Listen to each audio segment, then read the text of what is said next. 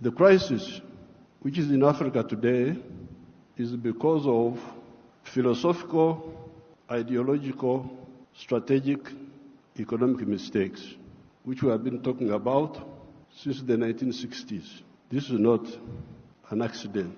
When you see the crisis in many of the African countries, the collapse of states, we predicted this in the 1960s. Philosophical, ideological, strategic mistakes. I don't have time to amplify each one. But I was very happy to hear the president of the World Bank talking about prosperity instead of profiteering. These were his own words. That's what I picked. This has been the problem.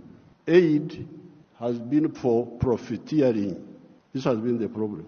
Now, the World Bank people and other groups have been talking of sustainable development. Even in your documents, I have seen those words there, sustainable development. I am now going to be 80 years old. I have never seen sustainable pregnancy, that a woman is pregnant this year, the pregnancy continues next year, 3 years, 4 years, it never happens. In life, pregnancy develops sustainably within the womb of the woman. Quantitatively, the baby is growing bigger and bigger. But at some stage, quantitative growth must be transformed into qualitative change. The pregnancy must become a baby. If the pregnancy remains pregnancy, the fetus will die. So therefore, I would even ask you to change those words in your documents. Africa does not need sustainable what? You could call it sustainable underdevelopment. Africa needs socio-economic transformation. The pregnancy must become a baby. The baby must grow and become a teenager. The teenager must grow. That's what happens in life. You cannot have quantitative growth and you think you are doing anything. The main reason why there is no growth is because the growth factors are not funded. They are not even understood. What are the growth factors? We now talk of private sector-led growth. Yes, but for the private sector to grow, what does it need? It needs low costs of production. Ministers of Finance, low costs of production. And what are the low costs of production? Number one, transport. You must have low transport costs. Where do low transport costs come from? From the railway. If you don't fund the railway, how will you get low transport costs? Wonderful people. Banco Mundial, IMF, all this. Where will low cost of production come from if you don't have a railway? I have been here for the last 64 years. I've been watching as a student leader, as a freedom fighter, now as the leader of a country. How many railways have been constructed or funded in Africa?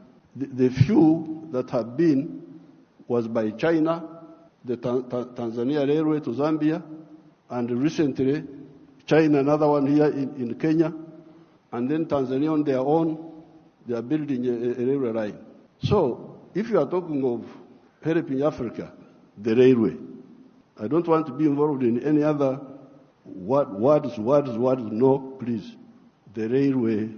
Because if you fund the railway, you will have low cost of transport, and you can produce products which are cheap, which can be bought in the world. So you audit how much funding, all these billions you are talking about, how much of it has gone to the railway. Audit it. The second cost pusher is electricity. If you don't fund electricity and you talk about sustainable development, what are you talking about? Private sector-led growth. Maneno too. Electricity, we must have low-cost electricity, not exceeding 5 cents per kilowatt hour. That's what I insist on in Uganda. I'm tired of all these stories. These neo-colonial civil servants who have been holding us back, I have put my foot down, say, I don't want to hear those stories. And Uganda is developing, and it will develop, because I don't entertain that nonsense anymore. Borrowing for what? Capacity building. Imagine seminars. They call you in a hotel, you eat chapati, you eat mandazi. They say that is capacity building. Capacity building should be on the ground, not just seminars. So, the second point, Excellency, is electricity. The third one, those people who talk about private sector-led growth. I have been trying to borrow money for our UDB, Uganda Development Bank, a bank which funds manufacturers. No, I don't get support for that. Instead, they want my people to go to commercial banks. But commercial banks cannot give, those commercial banks are to encourage imports, because the only person who can borrow money and pay it back from a commercial bank is a trader who goes to China, goes to Dubai, brings products, sells them quickly, and pays back. So, if you are serious, I need to hear about the low-cost funding for manufacturing. Not for stories, not for what, no, manufacturing. How about funding for irrigation? Because if you want to stabilize agriculture, a country like Uganda is very rich, we have got everything. But still sometimes we get some erraticness in the rain. So in order to stabilize, I've been trying to look for a loan for irrigation. I can't easily get it. Very difficult to get. A loan for seminars, very quick. The civil servants, what? But a loan for irrigation, you don't see. Now, finally, the loan for, I don't know the situation in other African countries, and I don't have time to talk for a long, I don't have opportunity to talk for long. But Uganda is a very rich country. But one of the problems we were having was that our people were outside the money economy. They were in what they call subsistence sector. They just produce for eating. Wanashughulikia tumbo tu. So I was looking for money. Please give me money to give coffee seedlings to these fellows who are just producing for the stomach, so that they can produce for the stomach, but also produce for the pocket, so that they join the money economy. You cannot imagine that by 2013, a few years ago, 68% of the homesteads in Uganda were still in the subsistence sector, in the non-money economy. You audit your countries. What is the situation? What is the percentage of the people? So I had now to use my own money, because I couldn't borrow money from anybody. The loans are for capacity building, for, I don't know, sometimes they give for ICT, but ICT is a communication system, mainly. What are you going to communicate on that communication? How are you? Good morning. And you think that is communication. Why don't you have ICT linked with agriculture, linked with industry? Oh, now the digital. Are you eating computers? Have I seen anybody eating computers? Just running up and down. Maneno too. So I was insisting that all these Ugandans must be in the money economy. 2013, not long ago, 68% of Ugandans were outside the money economy, because Uganda is a very rich country. A fool can survive there. In other countries, fools die. But in Uganda, fools can thrive there. They just eat. He stays with his brothers. He eats. He goes from there to the sister. He eats. He's not earning anything, but he's eating. So we said no. Everybody must be involved in the money economy. We couldn't get any support for that, but we funded it ourselves. Each year, we spend about $300 million of our own to make these villagers join the money economy by producing for the stomach, but also for the pocket. And from 2013, I was now told that for the first time, 61% of the people are in the money economy of the homesteads. It is only 39% that are still out. You imagine those are still there, just eating, no money. So therefore, this meeting is. Then you get your neo-colonial civil servants. They talk of import support. Imagine there is money for import support. The governor writes to me, reports, we have got import cover for so many months. But I don't want to import. I want to export. Why don't you tell me about import substitution and export promotion? Instead you are telling me of import support. Money is available for to become more dependent. So I'm very glad to hear what now finally the cash which we told our people about in the 1960s, we told them part of the wars we fought in Uganda were to get rid of the neo-colonial groups which were there, which were stopping us from thinking. We had to get rid of them by force. But one of the problems was Africa producing raw materials.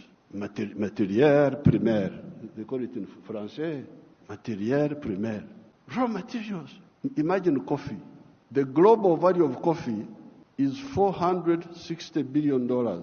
All the coffee producing countries of the world, Brazil, us, all these, we only get 25 billion of that. Out of the 460 billion,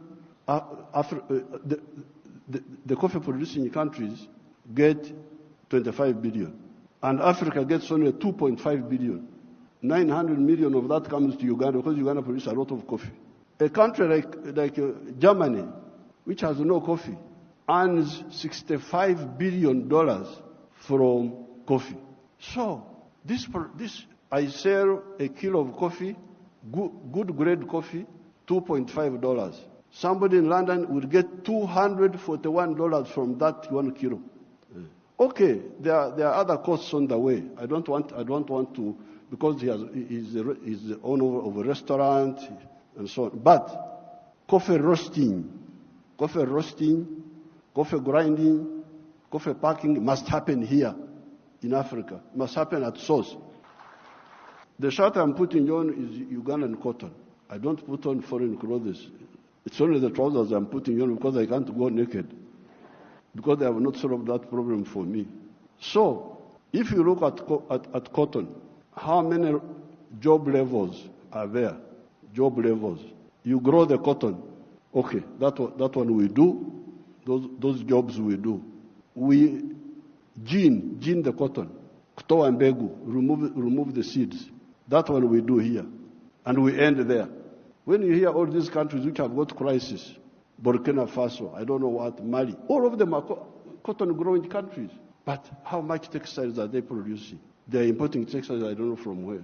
So, now if you end at level 2, gening, removing the seeds, then you take the pamba, you take the cotton, to clever people who are clever, watu wenye akili, wako huko, sisi hapo tutajiita vipi? Kama mtu anakuzidi akili wewe unasema wewe nani? So, they take the cotton, they spinning, more money, more jobs. For their children, they weave, more money, more jobs. For their children, they put the print, more money, more jobs for their children. I looked at the figures. Uganda consumes 276 million meters of textiles each year. And that wonderful country of yours spends $880 million on clothes. Some of them dead people's clothes from Europe. When people die, their clothes, they are sent to you people, to Africa. And we spend 800, all the money we earn from coffee goes back to bring dead people's clothes. But we have got one factory there called Nitil. It produces 25 million meters. So, in order to clothe our people in Uganda without importing, we need about 11 factories like the one of Nitil, and they would employ about 20,000 people. So and we would save $880 million, which we are just giving to other people. So, this Ida, what did you say about the modern slavery of the Africans, of producing raw materials? In one of our documents in Addis Ababa, we had talked of Africa producing what it does not consume and consuming what it does not produce. They had put that as a summary in one of the documents of the African Union. We must get rid of the production of raw. I banned the export of minerals from Uganda and process. I banned them. Piga marufuku. Then the agents were going in the corridors. What Mufanyi? No mineral will come from Uganda if it's not processed. You wait until I go away. You can steal the minerals, but not now. I banned this export of unprocessed minerals in 2012. My young brother, His Excellency Ruto, I forgave him and gave him some little iron ore for, I think, 2 or 3 years. Because I've got a lot of iron ore, one of the best in the world.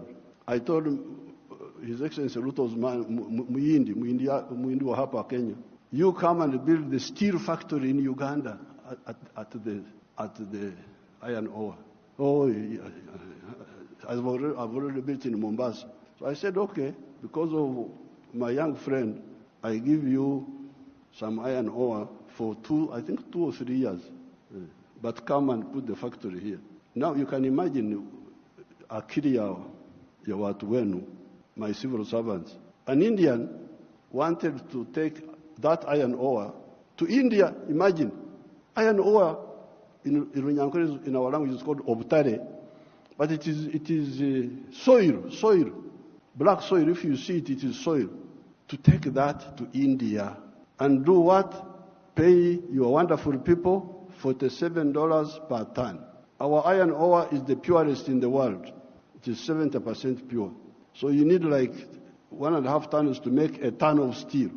Now, a ton of steel costs $700. Somebody gives you $47 on your wealth, the wealth of your people, and he gets $700 from it. And all the jobs. Your children have no jobs. Watoto wa Wahindi wanapata kazi. I can't be part of that treachery. So I banned, there will be no export of unprocessed minerals from Uganda. So there's no business. What do you mean there's no business? So when I banned them, they are flocking in now. They have opened 7 gold refineries. 7 gold refineries. They are there. Because I banned. The other day I was opening a tin refinery. You can imagine this tin, and the Sulu Samia may know where we were, the power station. Both sides, the Uganda side and the Tanzanian side. That is all tin. But all this time, imagine, since the British were here, they were taking, walikuwa wanachukua mawe tu, stones. Because tin in nature is a stone, looks like a stone. So they take that. And they give my people $11 per kilo. And they take it to cleverer people. For the cleverer people, they get $32. My people got 11, those people get $32. And all the jobs. So when I was opening the factory, I was asking the refinery, I was asking them, this boy who opened the factory is a Canadian. I was asking them, huyu Mcanada, ameleta umeme wake? Has this Canadian brought his own electricity? No. Anatumia umeme wa kwetu. Ameleta maji yake ya factory? No. Anatumia maji yetu. Internet, anatumia ya nani? Ya kwetu. So, out of the $32, much of that money will remain in Uganda. Pay for the raw material, pay for the electricity, pay for the water, all that remains in Uganda. So, what does, first of all, my African brothers and sisters say about this hemorrhage of Africa? Hemorrhage. Echikurukuto, we call it in Uganda. This hemorrhage must stop.